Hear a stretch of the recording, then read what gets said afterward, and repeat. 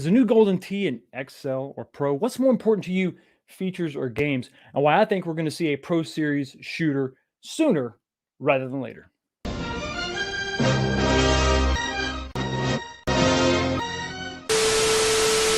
What's going on, everybody? Welcome back to the channel and another episode of This Week, the show where we talk about what happened last week. Look forward to what's going to happen next week.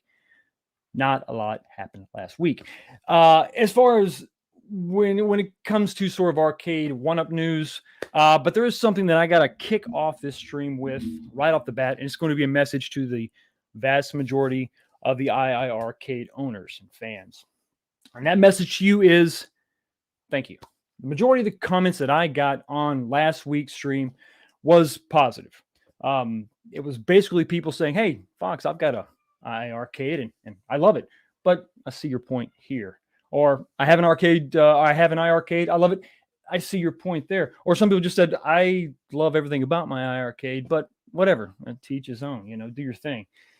And that really just sort of, I guess, solidified a point that, I really should have known all along, is that extremely negative, loud minority, they only speak for themselves. They don't speak for you.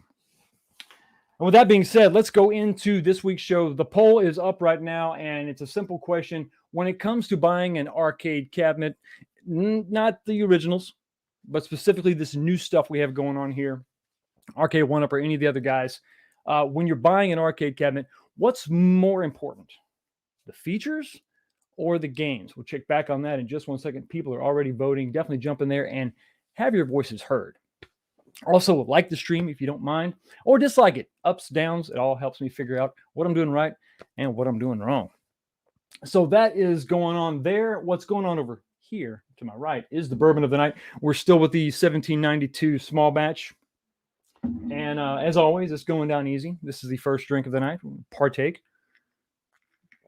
Simply delightful. Simply delightful. A little bit, I got to tell you, I do miss my my Jeffersons, but I got to branch out. You have to drink something different, or else your palate will become stale, and we can't have that. We can't have that. So we got to mix it up. And yes, Bullet Bourbon is still on the list.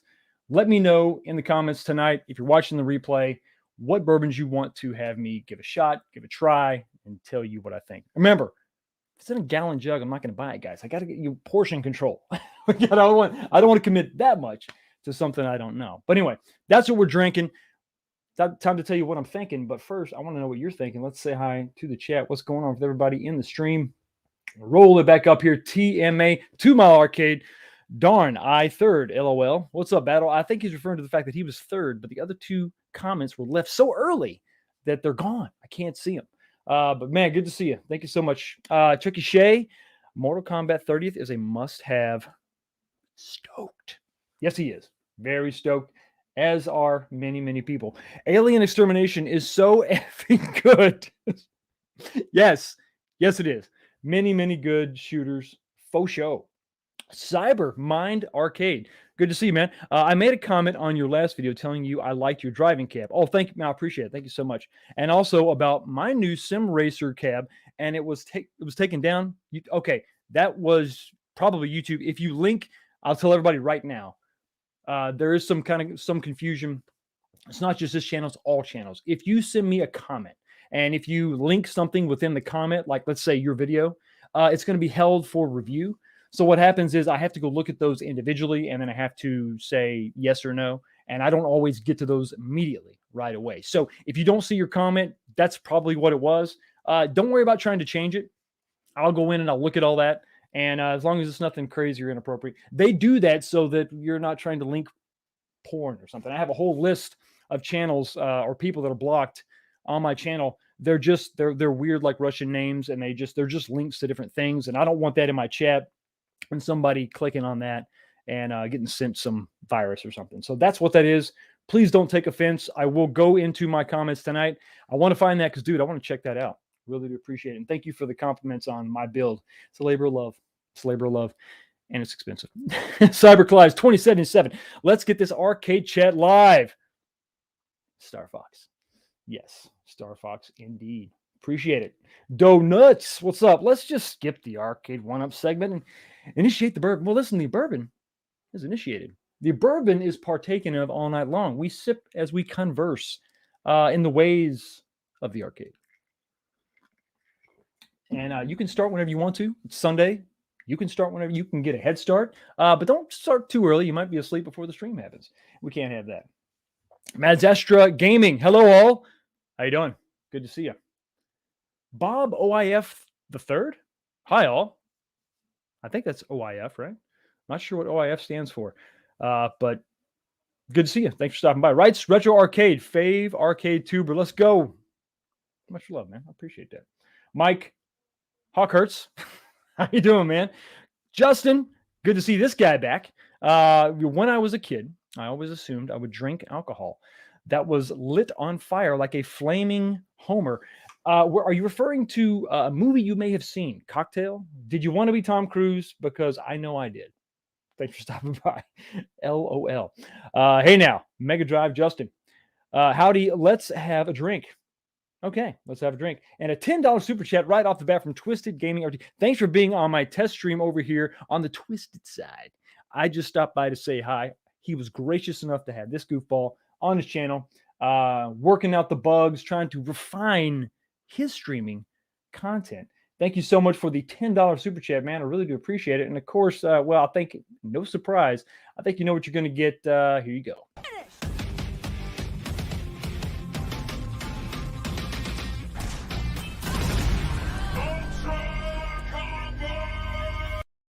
Ultra combo indeed, man. Thank you so much again for that $10 super chat. Really do appreciate it. What's up to Swole Dad Pitbull? Says, hey, you sexy prick. Right back at you, you very large, muscular, sexy person, man, big arm guy.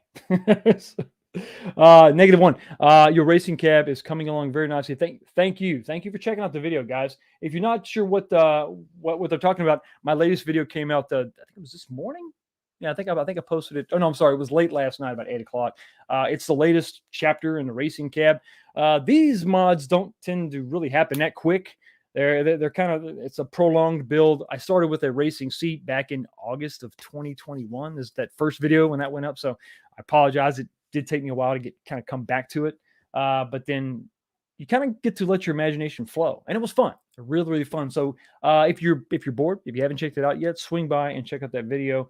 Let me know what you think about it, good or bad. Really want to know what you're thinking, what you're kind of feeling. I got a $10 super chat from the Big Reese. What's going on? Wi-Fi for leaderboards and multiplayer adds the replayability.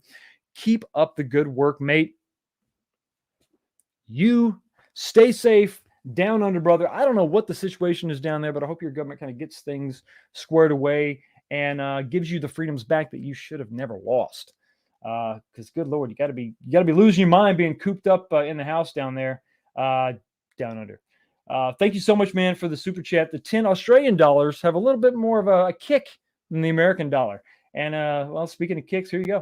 Finish him. Wins. Flawless victory. Fatality. A little less of a kick and more of a dismemberment there. So it is what it is, right? 19K Fox. You need to try Blood Oath Bourbon. That just sounds awesome. Blood, that's like brewed by, or not brewed, but distilled by vampires. Is what that sounds like. Good stuff going on indeed. Lots of crazy comments, and I see you're familiar in the ways of the Illuminati.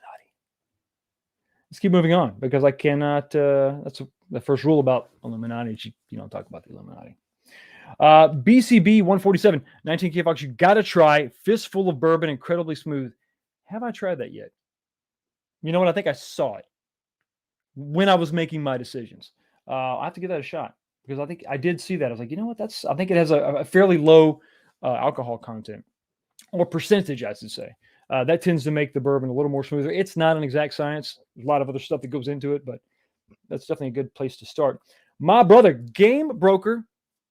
What is that? Just /_? That's what it is. _84. I see what you did there. It rhymes. _84. Hey, Fox, first live stream I have made in a while, but always catch the replay. Man, I thank you. I appreciate it. Love all the new content. If you are ever down in Houston, the first round is on me. Cheers. I'm from that area. I'll tell you, a little town called Corgan, about 2 hours north on Highway 59. It's where I graduated. That's right. That was my old stomping ground. Still have family down there. So yeah, if I'm ever in town, I'll let you know. I'll shoot a flare. We'll get together, man. We'll make it happen. Thank you so much for the $10 super chat. And what do I want to give you? Oh, here you go. You're gonna get well, watch out, you're gonna get cut. Let's go.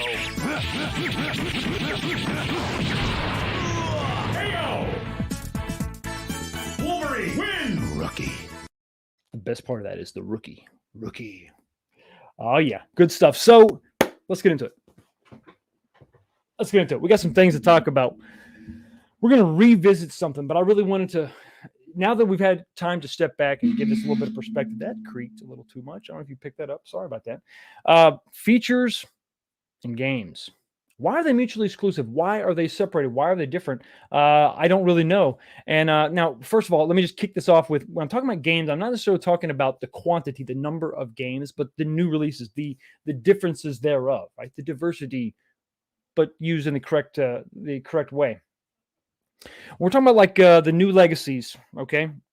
They added 2 additional games, but they were previously out there. So this is sort of what I'm thinking about as we're moving forward. We're not seeing a lot of new titles, not a lot of new releases. We're seeing sort of some rehashing, which some of this is evolutionary, and I get it. But I think that there's some preferences that are being sort of made here, or there's things that I think Arcade One Up is prioritizing above the diversity or the different games, and it is going to be features. Now, features are something that can be used to, like I said, sort of evolve a product, add value, but it can also be relied upon like a crutch. Like we're just going to throw a feature at it because of maybe lack of licensing or whatever, lack of titles, I don't know. But the problem is that you don't play features, you play games. I'll take a look at the slide that I have up here. So, of course, we know, I think my disdain for the original Mortal Kombat legacy and also the Capcom legacy is well documented. And the fact that the deck was too low, the marquee was pushed back, it obstructed your point of view. I did have this one here, and I did some modifications. I built an entirely new control panel, but there were simpler ways to make this fix. I think 8-Bit Vinyl came up with the spacer idea, and eventually Tulsa Arcades came up with the spacer. I did note on the slide that they were able to fix that. My big complaint, they were able to fix that with the Mortal Kombat 3, the Ultimate Mortal Kombat 3 revision of this same cabinet. So it kind of eliminates one of the problems that I had. Not completely, but it does a pretty good job. So there we are. There we have it. That's the way it sits. And now we look at the evolution. We look at the new version. And while I don't think anyone can deny that stylistically it looks, I'm going to go out on a limb and say it looks better. Your mileage may vary. We're kind of missing a guy on the side there. The dragon's really cool, but some people may say, listen, no Johnny Cage, no go. I guess doesn't really fit on a bumper sticker, but you know what I'm saying. But I think that it's definitely a big upgrade. The biggest difference I see is the fact that we're going to have a wider control panel. But when we're talking about a new release, a new product, it's mostly going to rely on new features, right? Talking about Wi-Fi, 14 games, and the coin door, and I think I'm missing a slide actually. But yeah, so features is one thing. That's great. Online leaderboards are cool, but I think at the end of the day, like I said, you play games, you don't play features. We're talking about this, Arcade One Up. I think I understand where they're coming from. I think everybody can get at least this portion of it, is that they want a guaranteed hit. I think everybody does. Who wouldn't want a guaranteed hit, right? Especially when we're talking about I got to sell something, I want to know that it's going to sell. And I'm just trying to pull up the slide that I know I'm missing. You know what? I'm just going to have to just ditch it. You know what? Hold on. Stick with me. I know where it is. This silly bastard. Here you are. Is that it? And give us a second to load. But I know they want to hit. So what do? What are their options? So they can just they can try to introduce a completely new game. Okay, so pick a game out there in the ether that maybe everybody's been asking for, and you just do it. You go out there and you roll the dice, or you can kind of go with an old reliable, like Mortal Kombat, and pack in a game, or pack in 2 games. But when we really look at the details of the new legacies, and I'm harping on the new legacies because this is the majority of the new stuff that they have announced. When you look at the new products coming out, 3 of those are legacy cabinets. I highlighted Rampage on there because while that is not a new title, that is a game that I really want. And I know they're just bringing it back. It's already been released and they're incorporating it into this game. So, or this cabinet. So it kind of fills a little bit of a niche, but it's not a new title. But at least they're adding a few more games. But I think they're really relying heavily on features. And I think that that's only going to get you so far. It is the games that we're talking about. So going back to what do? Do they pick a game and release it and say, hopefully it'll sell? What's the I think the quotation I actually heard on Justin's stream was they need to sell 5,000, or 5,000 people want it, they'll make it. Well, how do you gather that data? I don't really know. So what do? They step out on pure faith, with some calculations and throw out whatever you and I want and hope it sells? Or do they just kind of shove it into another legacy cabinet like that? Rampage, let's pretend that they didn't have a Rampage cabinet. And they are like, well, we don't know if it's going to work. Let's shove it into this legacy cabinet.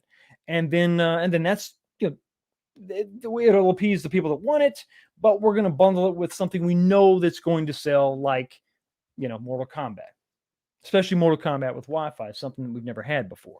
But once again, what are you selling? Are you selling the game or are you selling the feature? And that one, they kind of go hand in hand. But I think we're sort of missing, you're not seeing the forest for the trees. And one thing I'm not seeing is one thing I almost didn't see was a super chat from my man P-Dubs, $5. Sorry to pause the show, but can I get an Arcade One Up Alien versus Predator update, Fox? Where are we at? Sadly, we are at 1,137 days. No Alien versus Predator announced. That is from the day that I first announced a CPS2 game being released by Arcade One Up. That's when I started my own personal timer counter, and there's just no excuse. Just no excuse. So 1,137 days. Thank you so much for reminding me of something that's extremely important and needs to be addressed. If not weekly, like I do on the show, daily. Every morning when you wake up, it should be something that you do. Thank you so much for the super chat. But unfortunately, because it was a $5 super chat, you got to go to the pit. Finish him. Melina wins. Flawless victory. Fatality. Thank you so much, man, for the $5 super chat. It looks like I got somebody else sneaking in here with another $10 super chat. Ezekiel, the Chicago Retro Ranger, for $9.99. Hey, Fox, I want to tell you and the chat that my wife and I are having a baby. Well, let's be honest, buddy. She's having a baby. You were just there for all the fun stuff. Listen, congratulations so much. If everything goes well, he/she will be here in late August. That's nice. That's nice. Still have like a summertime birth. That'll be good. Cheers. P.S. Hell of a job in the driving cab. Thank you so much for the $10 super chat. Thank you for the comment on the cab. Hell of a job on being there for the conception. It's our only trick, right? It's the only thing we do in the miracle of birth. But hey, it's some would argue it's the most fun. And I think I'll be in that camp. Thank you so much for the super chat. And well, here you go. Can't you do any better?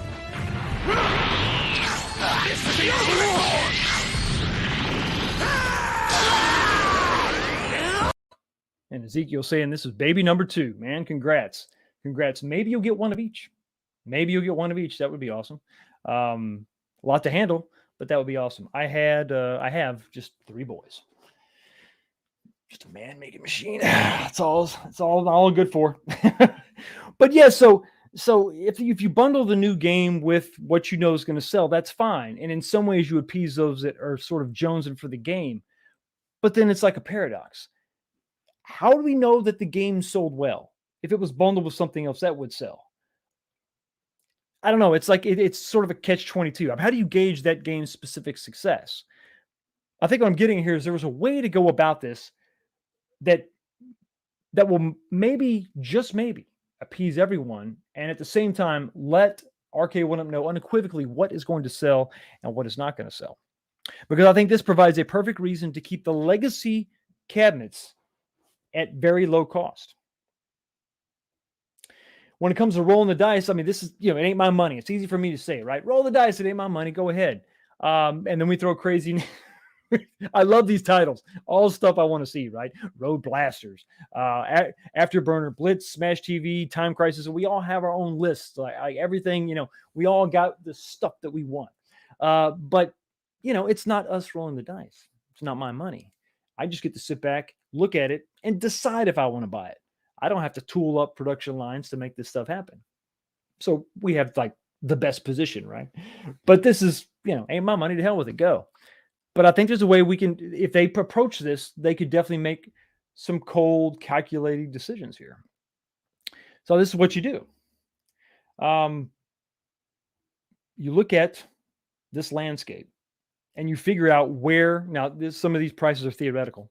Obviously, everything on the Pro line side is theoretical. But you look at this and you really consider where this product slots in.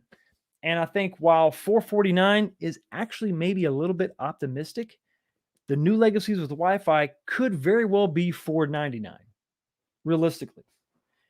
But you remember the time when they said it was going to be, $399 or less?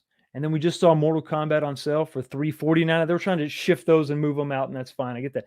But something has been lost with these high-priced cabinets. I love some of the stuff. I mean, listen, the T2 is more fun.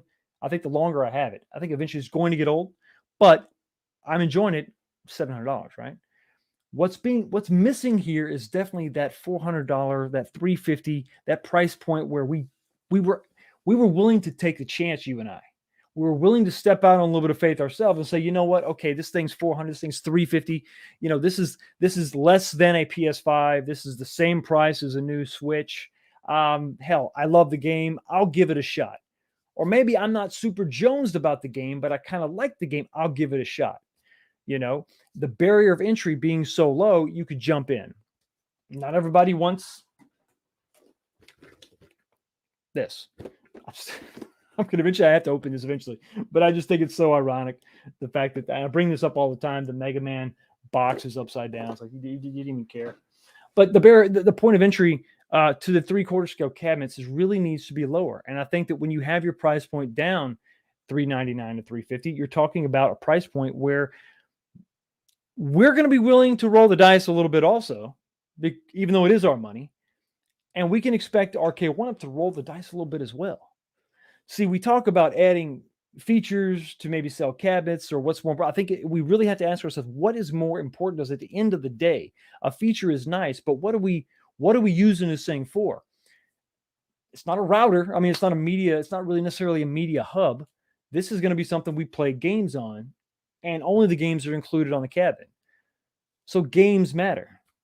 So I think this is what you do.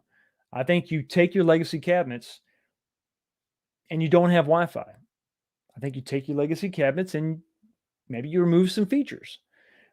Maybe legacy doesn't need to be the point of entry anymore. Maybe the landscape here, maybe this whole lineup changes just a little bit. And maybe we don't call the Wi-Fi enabled cabinet legacy. Maybe that becomes the standard, like Big Blue, right? So we kind of move it into that slot there. And the legacy is truly a spot that is occupied by a stripped down version, stripped of features, not stripped of games. Same good screen. These BOE monitors are great. Okay. Got to work on that sound, but keep all that stuff the same quality wise across the board when we're talking about that 3/4 scale section there. But get the price down lower. That way you can take a chance. And if you take a chance, then we will take a chance. And then we're going to get some crazy, crazy games, I think. And just as a side note, Vendetta is awesome. I've been playing this on Switch. Somebody told me about this. Oh man, I forget how long ago it was. It must have been back when the Turtles game was originally announced, the second wave of the 4-player cabinets, and we saw the Canadian listing, and it showed like all these different games. One of those games was Vendetta, and I had people in the chat saying, "Fox, you've got to play Vendetta." After playing it, you were right.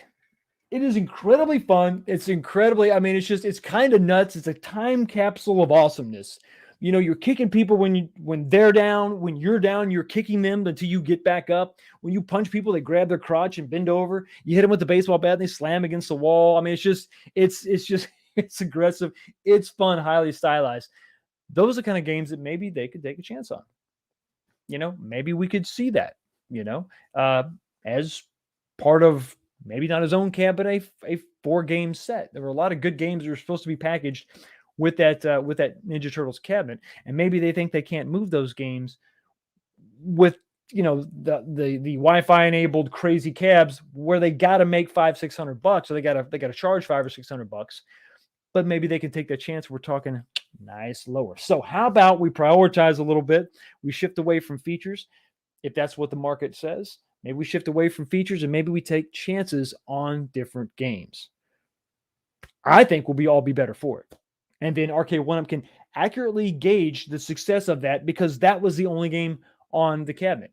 Or those niche games were the only games on the cabinet. Still have a collection of maybe 3 or 4 games, but you don't have a heavy hitter on it. You don't have Ninja Turtles. You don't have Mortal Kombat. You don't have Street Fighter. You've got, dare I say, an indie selection of games by a good established publisher. Konami. Everybody's been asking for Konami. Maybe we don't get Simpsons and Turtles on the same cabinet, but maybe we can get some other games on there that would sell really well, or at least satisfy a niche. And then you find out, was it really worth it? Wow, they bought a lot of those. Okay, now maybe Vendetta gets its own cab with Wi-Fi and whatever. It's a way I think they could go about it to kind of scratch some itches and maybe satisfy a large part of the fan base. We got a super chat, $20 from Console Fanboy. What is going on, brother? Although you can play most fighting games online for free through Fightcade, that's true, many will still prefer to have that full arcade experience, i.e. the cab shape, the artwork, the authentic control panel, which is key, right? Etc. It's not just about the games. Artwork counts too. Agreed. Absolutely correct. A very subtle and nuanced conversation to be had because it definitely varies. And I think you're introducing a different, I guess that would be considered a feature too, right? A good quality control panel would be considered a feature. So they definitely shouldn't skimp out on that, which we've seen them do before. For sure. Man, thank you so much for the $20 super chat. I really do appreciate it. And look out, here comes Chun-Li. No. You thought I would not do you that way. I know better. Here's a little more combat for you, buddy. Finish him. Sub-Zero wins. Flawless victory. Fatality. I would never do that. You caught me flipping my notes. Flip my notes because it's time to go to the next topic. Next topic that's been kind of weird. Kind of weird faux show. And that is there an XL line? XL, extra large. Is there an XL line? Well, we've seen the Pro Series, right? We've seen Pro Series. We saw that because it's on the website. But people keep referring to XL. The waters are getting a little bit muddied. Even I, pop this up here, right? This graphic, because this is sort of what we know is coming out. There's this other slot here to the left of Pro Series. What's going on? What is that? Because some people are saying, wait, we have not announced. There's no XL. XL doesn't exist. But what is this spot here?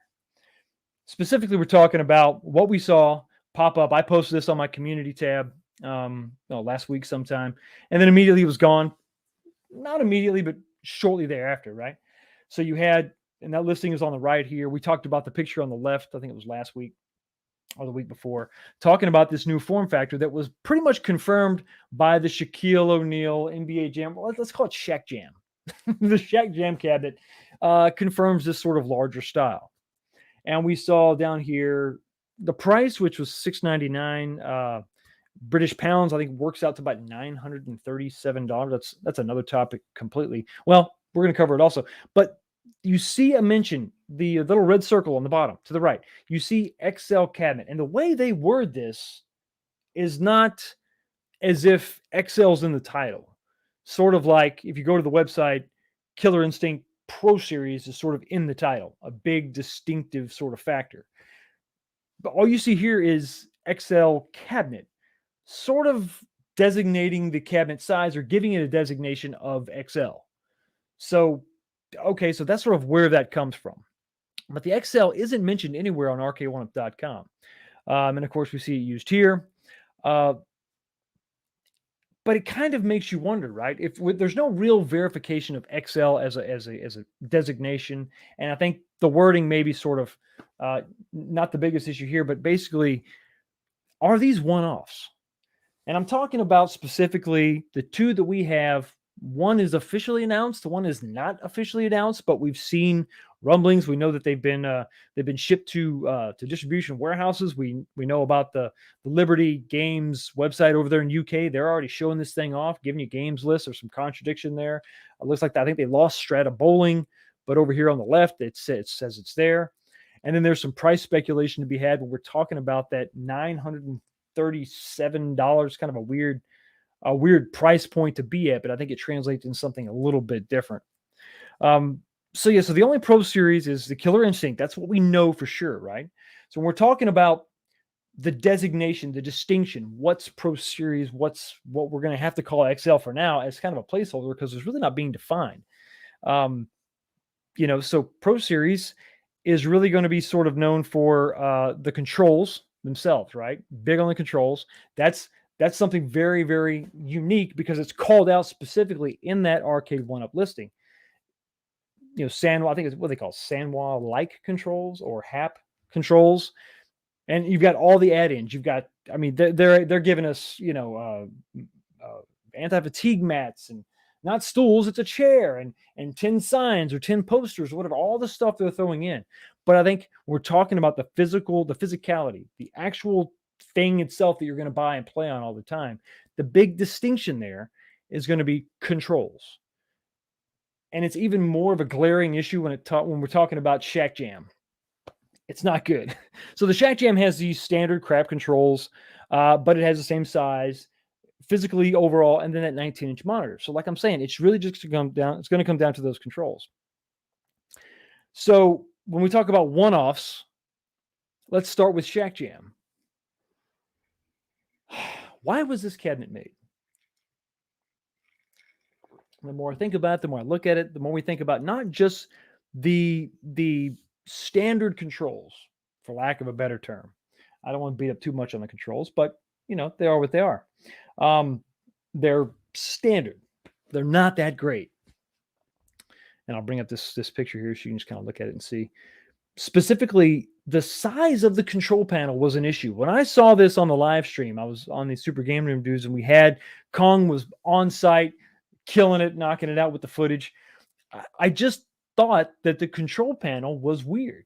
It doesn't match the rest of the cabin. It's like trying to think of the movie where somebody's shot with a shrink ray or a growing ray, and like they all grow up except one part of their body, like their foot or their hand or something. That's what the cabinet kind of looks like. It looks like, the control panel is the same, but everything else sort of expanded. It looks odd. It looks weird. So was this made just for the endorsement, thereby making it a one-off? Are we ever going to see this again? And what I mean by this, I mean, let's call it an XL because we know it's not Pro because the big distinction, right, is going to be the controls. And we know this thing is rocking standard control. Honey, I Shrunk the Kids or Honey, I Shrunk the Cab. Yes, that's it. That's it. Thank you, Richie Oldello. Yeah, it's weird. It's really weird. So what was like? Oh, I lost my train of thought. Coming back to it, but specifically this form factor, this XL with a 4-player shrinky dink control panel. I mean, I can't imagine if this was a Pro cabinet known for controls being the big distinction, right? The big deciding factor. The chair's nice and all that, but I think we're talking about the cabinet, the controls. I can't imagine that a Pro Series 4-player would have a control panel that's the same size as a 3/4 scale. I don't believe it. I think it would have to be bigger, different, whatever. So was this just made for the endorsement? Just clearly made for the endorsement, and because they had to pay a couple of dollars, a little bit of cheddar, a little extra on the side to get that Shaq endorsement, they had to cut cost out of the control panel. I don't know, but it feels to me, the more I think about this really could just be a one-off, because it's really, I think, all things sort of being equal and set off to the side, the big thing is going to be the lack of a Pro Series distinction and the lack of really good controls being that Pro Series distinction. Is it a one-off? So then you got to ask yourself, from what we've seen, nothing official yet from RK1UP. RK1UP could post it tonight or tomorrow, or whatever, and it could be Golden Tee Pro, and this conversation is mute, right? It's a mute point.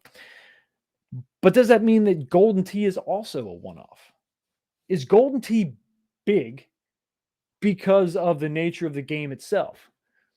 Does it have an advantage with that larger control deck and that unique shape because of the games itself? Is it just a one-off? Will we never see this again? Well, I don't think we're never going to see it again, but why was this cab specifically made?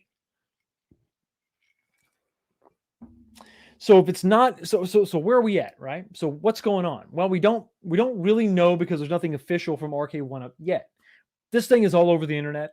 RK1UP has been this. They're just this has been a problem with them since kind of day one. Something's out. It's sort of obvious to everybody on the planet that this thing is out, but they don't address it at all. It's shipping. It's all over the place. It's like, hey, you have to at least address it. Throw something out there. Acknowledge it in some way, because I think what you have here is confusion. It's a lot of confusion. And you know what happens when you have confusion? You have no enthusiasm to buy the product. Look, right off the bat, we're not sure where things are slotting in. So you have some product line confusion. You have some pricing confusion. Is this going to be the last one of these things that comes out, especially when we're talking about XL Pro Series?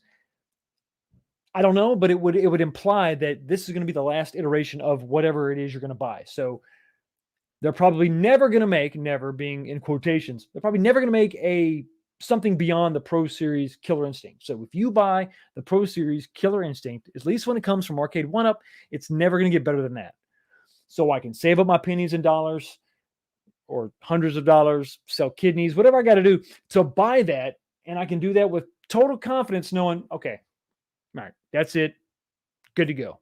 But when it comes to this XL, what does that mean? Will there be a Pro Series Shaq Jam?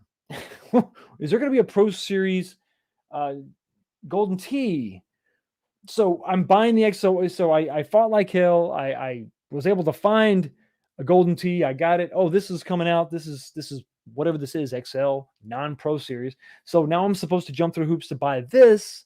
But that doesn't necessarily give me, I don't have a lot of confidence, because what if you come out next year with a Pro Series, which has, I don't know, a better ball? It's going to have a GRS components in it. So it's going to be good quality, not the stuff you're using now. I don't know. You don't know. We don't know. It's that product line confusion I'm talking about. And what that does is that sort of, you're going to have a lot of early adopter remorse. I think we're having that now. People that have maybe gone out and bought 4 or 5 cabs because they wanted to build out that arcade. All right, I'm happy. Here we go. Cool. I like it.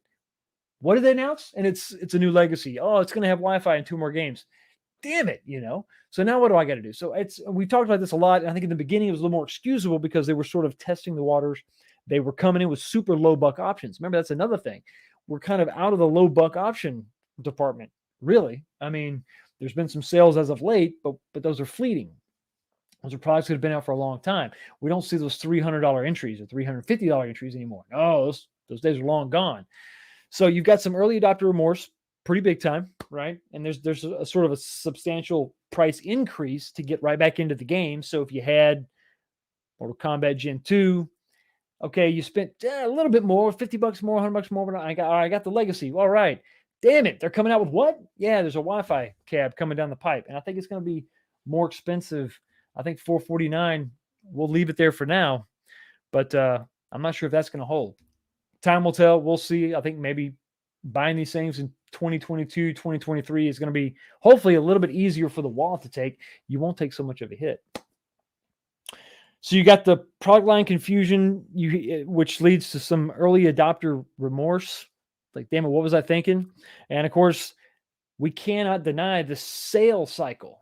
With all this stuff coming out in different iterations, quality levels, features, going back to the first topic, features being added, it really quickly, sharply devalues the thing you just bought probably less than a year.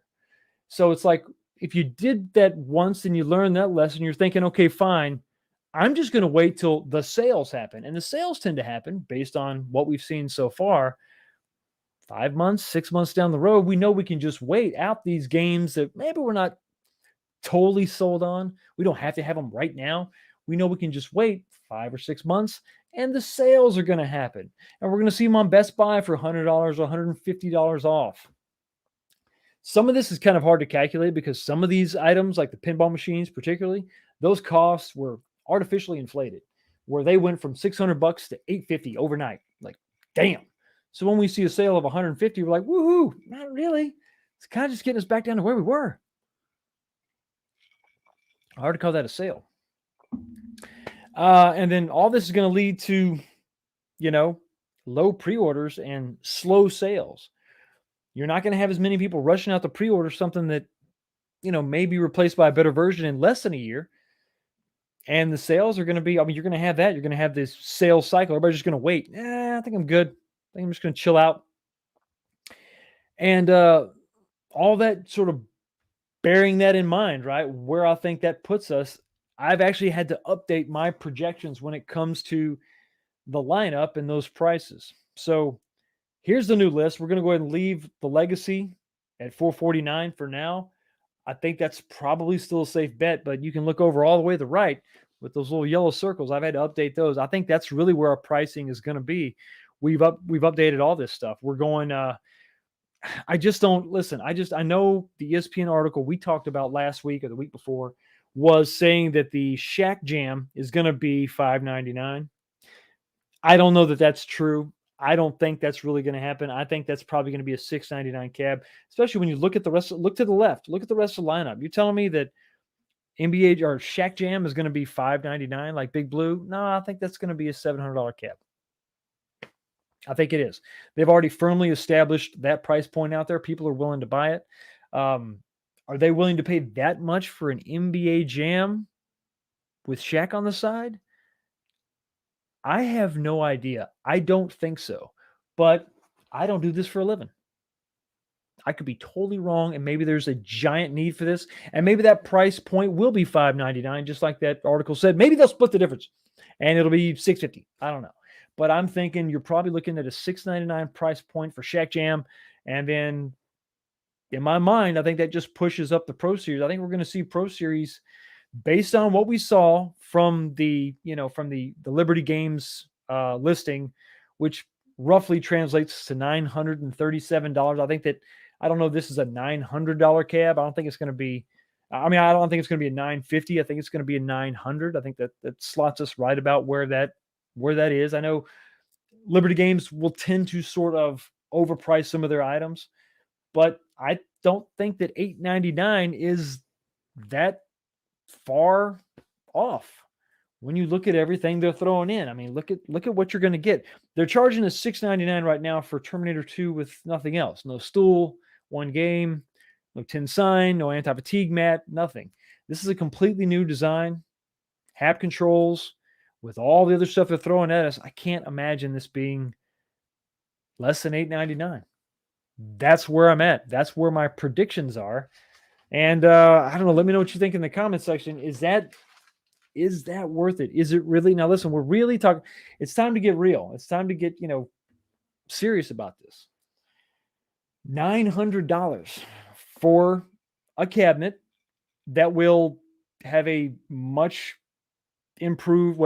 better controls right off the bat. The quality is going to be there in that department.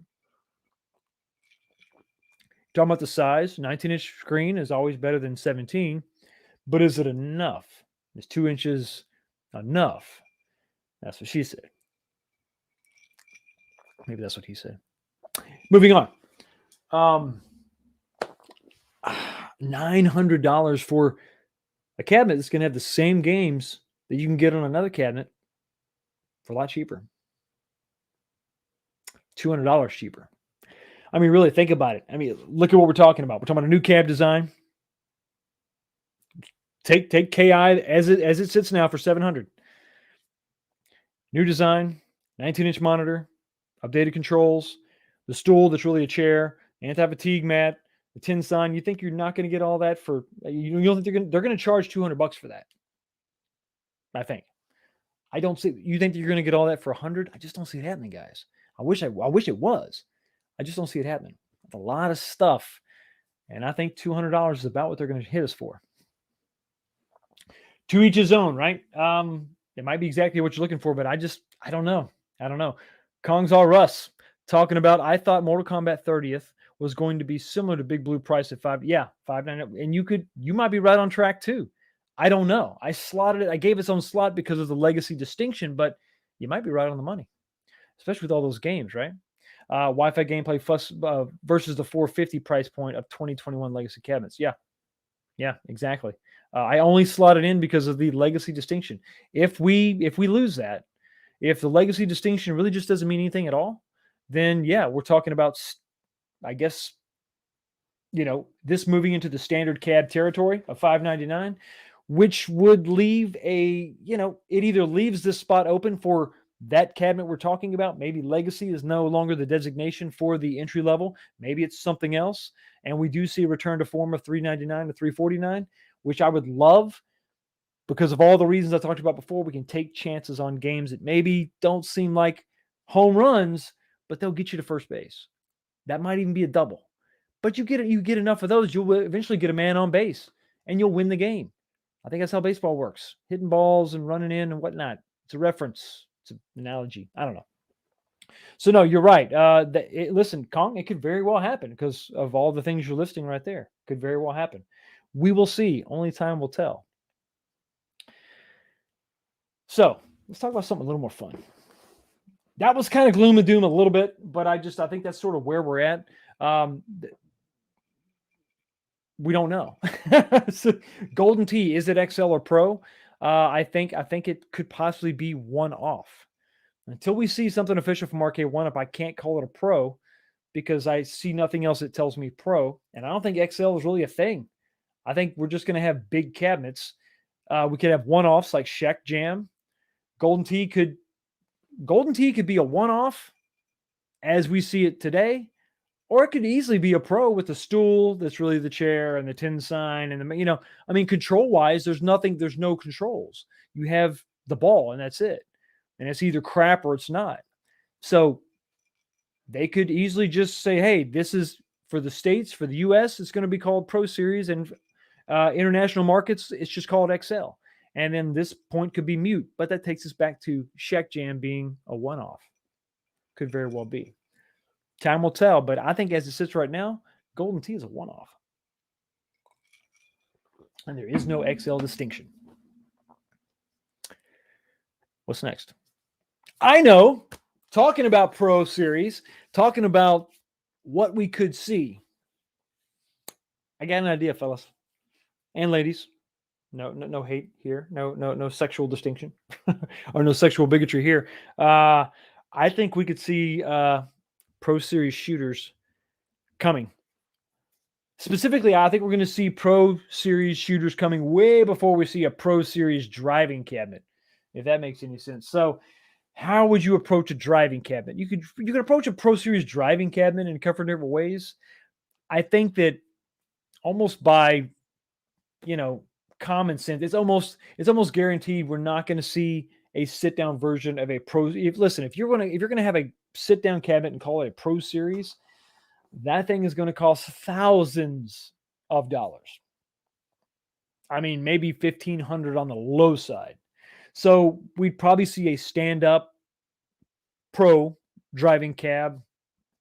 You're talking about a big investment on steering wheel. You're talking about a big investment on the shifter. You're talking about a big investment on the pedals. The pedal assembly has to be revamped. It has to be recreated. You're going to have I'm talking about like a Thrustmaster pedal set, something badass. It may even have to be affixed to the riser or the base of the cabinet itself, built in like actual cabinets are, to keep it from having that cheap feel, to call it a Pro Series, for it to be worthy of the Pro Series designation. There's a lot of R&D that has to take place there. I think that is a long way off. Not that we won't see it, but I think we've got a ways to go when it comes to a Pro driver. A Pro shooter, on the other hand, we could see one this year. So bear with me. Okay, so we talked about The reasons why we're probably going to have to wait a while for a pro driving cab stand-up version. Seated version may never happen. I don't know. Not Pro Series. A lot of investment there. Could happen, but we'll see. But I don't think it's likely. So let's look at what we got now when it comes to the Pro Series Killer Instinct. Well, the 17-inch monitor on my T2 is fine. I just had kids over this weekend yesterday gaming like crazy on the 17-inch monitor, and it's fine. I've seen some people say it's unplayable. It's not unplayable. It's fine. We could definitely go bigger easily, especially when you look at the bezels on that thing. They're massive. Within the same size, you could definitely go bigger. When you go with the bigger cab, you definitely can have a larger screen. So we know we're getting 19 inches out of the Killer Instinct. So let's start with that. So we know 19 inches is already a thing. It's already being done. Boom. Done. The cabinet's for a stand-up shooter, specifically Send light gun technology, which I'm sure they would have to use. Why deviate from that? It really works well. The guns are really accurate. Those cabinets are not radical, crazy designs. I mean, maybe you change the front control panel and have some, maybe Pro Series is going to have a little bit better holster situation going on. But you're really just going to have to do one thing, right? The guns. Let's talk about the guns. Okay. $700 for my T2 cab. I would have liked a little bit better gun itself. The guns are like the 17-inch monitor. They're fine. You say it like that. It's fine. Like you could take it, you could leave it. It works, it functions, but it's not robust at all. It's not sturdy. You feel like, listen, it's got a cord, right? A long cord. So you could drop it. Somebody could drop it. Not even mad, right? They're playing and they drop it. And it hits that concrete floor in your arcade basement. Or maybe you have carpet and it's not a big deal. But let's be honest, they're not super duper sturdy strong. Here's a look at the inside. This is available if you checked out my review of the T2 cabinet. I show you video of not only the inside of the guns, but the inside as they fire. So you can understand the mechanism that takes place. Or the mechanism inside and what it's actually doing to generate that force feedback, that rat-tat-tat. You're talking about, if you can sort of see in the, before you get to the trigger, the left of the trigger, you see that motor mechanism and you see the plastic piece up top, and it just spins around. So you got plastic hitting plastic. It's plastic on plastic. It's plastic on plastic crime. And it's fine. It serves its purpose. But it feels kind of like a Nerf gun, just cheap and light. But when you think about this on a Pro Series level, what would you have to change? What guts are you going to have to rip out of this thing? Are you going to have to radically change? I don't think so. I think what you have here is exactly what you need, minus a few key components. First thing you got to do is you want to keep, I think the electronics are fine. The PCB inside and the switch and all that is fine. It's okay. It will definitely work, but you got to upscale the guns. Make them one-to-one to the arcade. So if you played the arcade T2 and you pick up this gun, it's a big difference. My hands, although they are giant, like freakishly big, they kind of overlap. It doesn't feel comfortable. I end up using my middle finger as my trigger, and it just makes my hand placement a little bit easier to deal with because you got to have that thumb on the front to shoot grenades. You got to make it bigger. So that's the first thing you do. You remove the components existing as they are, and you form this thing. You mold it bigger. You also mold it out of thicker plastic. Thicker plastic to give it a heavier weight. You give it a better feel. So you do that. You start right off the bat with that. That's where you got to say, listen, it's got to go bigger and thicker plastic. All right. Then what you do is you change the mechanism itself that actually makes the contact inside the gun for firing. You make that metal on metal. Maybe you have the mechanism that spins and strikes the other plastic part. The spinning mechanism on itself could maybe have a rubberized coating. So it's not metal on metal at that point, because you want that to last. They sort of mesh together like gears, if that makes sense to you. You can't oil it or grease it, really. Maybe you could put some grease on it, but I think it's going to wear off over time. So maybe you have some kind of a coating that allows that to come in contact with it continuously, stay in mesh, and don't wear over time. But you want that metal that's being driven by the gear to strike another metal post inside to really get that force feedback, to really get a good clank, clank, clank, clank, clank. That's what you want. So you upgrade those small components. I think you take the trigger, and that's got to be like out of a polymer or something. It's got to be, if you're not going to remold that or recast that in metal, the trigger itself, you've got to do some kind of a heavy polymer, heavy plastic that you're going to do the entire guns out of. But I think that's it. I think that's where we're at when it comes to pro shooters. You've already got the form factor in the larger cabinet. It's already set in stone. It's just ready to go. You've already got the 19-inch monitors purchased, going into cabs. Here we go. You've already got the guns made, theoretically. You just got to step it up in every possible scenario, in every possible way. You've got to go bigger. You've got to go thicker. You've got to go stronger components, metal, not plastic. And I think you're there. And then it just comes down to one thing. What I think is probably the most important thing. What games? What games are we going to have? So we all got our favorites, House of the Dead, Time Crisis. But what games would you like to see in a Pro Series shooter? Because I think we're going to see that possibly this year. Because I think all the components are there. I think they're there. They've experimented with the long gun, the shotgun, with Big Buck Hunter. We got the machine gun mech. Okay, we got that sort of figured out. Now we just upscale it. I would just make it a little bit bigger, a little bit better, and help me feel the value of that Pro Series, that big price tag, right? That I'm talking about, and get one of these things out in front of customers. Get it out there quick.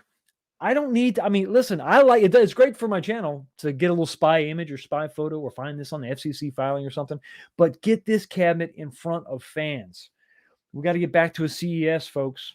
Life has to get up and going. We got to get churning. We got to get cranking. We got to have displays. We got to have people, because this is going to be something you're going to have to feel. You have to pick these guns up, and you have to know, you have to feel the quality, feel the feedback, and you're going to be like, wow, now I have a point of comparison, because T2 came out. We saw what you did for 700. You're trying to hit me for 900, but damn, this feels like a substantial improvement, a big difference. What games do you want to see as a pro shooter? Got a couple super chats that are just scrolling in here. Hobby Hands, a man that is, give me just 1 second, Hobby. Coming right back to you. Got to block another one of these spammers. Okay, sorry about that. Hobby Hands for $5 super chat. Ideal for third-party vendor. 3D print larger versions compatible with electronics. Good show. Perfect point. That actually brings up a great option for what we currently have with T2. Retain all the controls. Somebody's going to have to reverse engineer the gun. I've already done some of that work for you out there, third-party vendors. You take and you remold these guns, but allow me to swap over my original components, because you can't just plug in another Sinden gun to a cabinet. It's not going to work. You're going to have to, there's additional setup that is required. So you bring up the perfect point. Sell new shells that modders like me or you or anybody can just take our electronics out of and transfer them into. Boom. Now you're talking. You might still have some of the tinny clicky clacky, but you're going to get a better physical feel. It's a great suggestion from a guy who works with plastic and a guy who knows. Thank you so much for the $5 super chat, man. And I do appreciate it. And what am I going to hit you with today? How about a little fool gore? Here you go, buddy.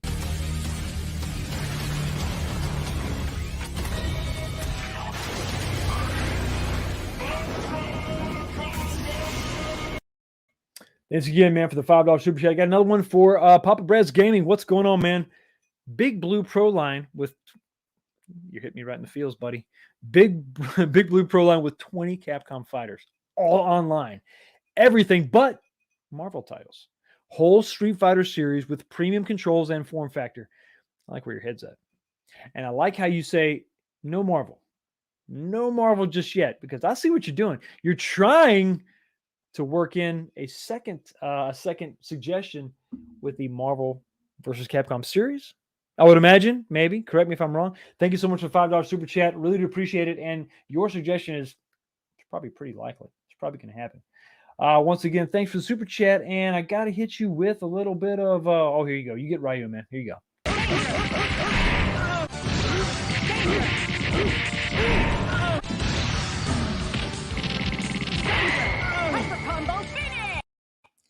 Hyper combo finish indeed. Man, I thought here it is. See, okay, if you're looking in the chat right now, if you're curious about the stuff I have to block, loveface.xyz is about to be blocked. Goodbye. It's stuff like that where they come in, they spam your chat. It's ridiculous, completely ridiculous. Peterman, Daytona. Still, listen. I want it. I know you do too, but man, I don't know if it's going to happen in a pro series. I could be wrong. Pro Daytona. Dayprona. No, it doesn't make sense. Doesn't sound right. Rob Krasinski, one up side panels for a Street Fighter 2 I bought on eBay and had the guy cut the tops off. Did I catch you in the middle of? Okay, I'm making one like the Carnival. Oh, there we go. Yeah, that's here it is. Here it is again. Loveface came back again. That's crazy. Okay, so I'm sorry. I hate to do that. I may have to change some of the criteria for people that are commenting, like just for subscribers. I hate to do that though because I don't want to demand that you're a subscriber just to comment on my channel. I don't like that, and it would just be for live streams. But that's crazy. Michael Suno, Rob, yeah, Killer Arcade made a nice. Yeah, he did. That's what he did. He cut the top off basically and put a flat screen monitor on top, kind of making an arcade pedestal. For I think it was it Carnival? Yeah, I think it was. And it worked out really nice. Big Vicious with the new beautiful Mortal Kombat Legacy cab coming. Do you think OneUp will re-release Mortal Kombat 2 and Mortal Kombat 3 with this same cab's design? I think that they should. Some people get mad because they're kind of double dipping. I don't mind that when we're talking about this is made for Mortal Kombat. So if you want to have Mortal Kombat 1, 2, and 3 artwork variants, it's like comic book covers with different variants. I don't mind that because if you're really into it and you love the cabinet, but you're like, man, if it only had this artwork or if it only had that artwork, if it's a game that's on the cab and the control scheme matches that artwork that you want, that makes sense. Making a Defender version of the old Legacy didn't make sense to me. It looked gorgeous, but the controls weren't made for that. And so it kind of throws it off. How can you have a Defender cabinet with a Mortal Kombat control scheme? It just seemed a little bit weird. Got a $2 super chat for Soul for Sale. Shout for the Party Cave form factor. Party Cave form factor is popular. It really is. A lot of people like it.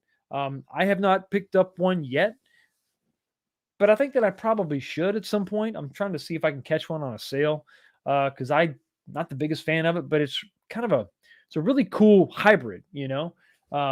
It's a little skinny for me though. The control panel, I really wish that was deeper. That would make more sense, but whatever. To each his own. Thank you so much for the $2 super chat. And let me give you some. Oh, here we go. Here she is. Just for you, Orchid. Finish!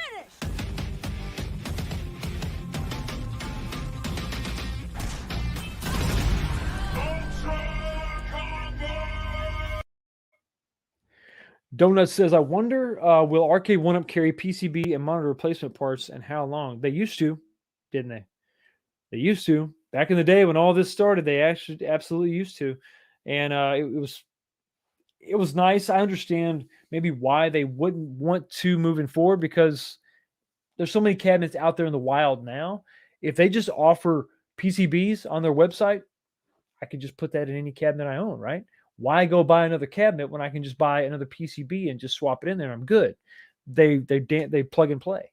So we may not see them, you know, on the website like we used to back in the day, but I think that they should definitely honor any kind of issues, and it should be quick. You shouldn't have to wait weeks or months for a replacement part for a new cabinet you just bought. That really sucks. Really sucks. Wallace says 99X did my mod for the or 99 Lives. Okay, did my mod for the Street Fighter Partycade. Bigger deck and works great. Yeah, that's what I think I would need. A bigger deck. That's kind of the reason I wanted to get one, to play around with it, to mod it, to mess with that control panel, and see if there's something I could do to make that form factor work. Because I think it's interesting. I like the party or the countercades a little bit more. They make a little more sense to me. But I mean, there's a lot of people that like the partycades. Tons of people liking the partycades, for sure. Well, would you look at that? What the hell? Yo, the sign is real simple, B. It says wrap it up. It is time, unfortunately, to wrap it up for tonight. We're going to go over to the chat over here. We're going to check out that poll. So just as a reminder, the poll question was, when buying an arcade cabinet, what's more important to you, features or games? Wow, it was a little bit closer than I thought. But the games take it. 59% for the games. There you go. You're winning by a pretty solid margin. 58% games, 41% features. But I don't know, it's still kind of close to 50-50, isn't it? So Arcade 1-Up doesn't have an easy job, and to be honest, none of these arcade manufacturers do. It's kind of a tough needle they got to thread. But I don't know. I'm just along for the ride. I think it's going to be an interesting year, rebounding from all the other pandemic stuff we've had going on. Hopefully, supply chains can get caught back up, and we can get back to doing what we love. Playing more games, right? Buying more games, speculating on more games. It's been a fun ride. It's been a fun year, and I look forward to doing this much more with a little more to talk about, a little more stuff to come out. Swing by the channel, check out my latest project. It is the racing cabinet, custom racing cabinet, part 2. Made a lot of headway, got a lot done on it. More to come. Looking forward to getting that wrapped up. Also have a Sega Genesis mod cabinet that I'm coming out with. Going to be a little bit different, utilizing that Intech control panel that plays Sega games. I'll show off my Sega collection. I want to add something to the cabinet that's going to make it a little more user-friendly. Waiting on that arcade artwork is always the longest part of the damn mod. But I got to get that taken care of. Got to get that in and get that done. And then I'm waiting on something to become available, something to pre-order. I got a few things to pre-order, and I'm sure you do too. But listen, everybody, enjoy the rest of your work week. Don't work too hard. Game even harder, and I will see you next time.